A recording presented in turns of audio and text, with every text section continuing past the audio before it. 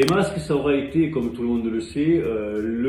la problématique véritable de tout le début de la crise, tout le début de la crise Covid-19, et avec les retards, ce sera le véritable fil rouge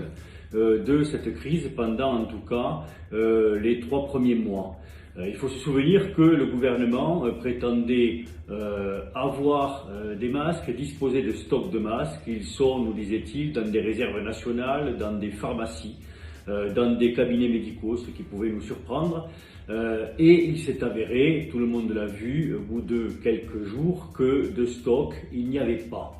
La problématique de cela, c'est que ce manque de masques a été en quelque sorte masqué, on a masqué les manques,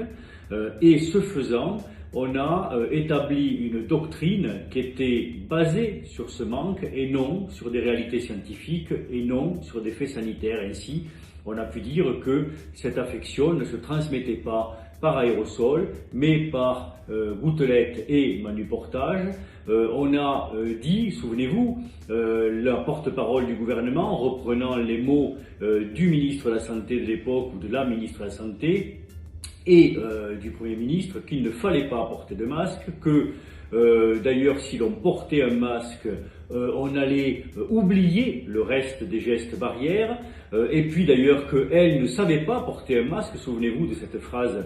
magnifique, que ça demandait des compétences techniques de porter un masque, et que même si les Français voulaient acheter des masques, ils ne le pourraient pas, puisque les pharmacies avaient interdiction de vendre des masques. Il faut se souvenir de ça, ça nous paraît énorme aujourd'hui, mais c'est ce qu'on a vécu,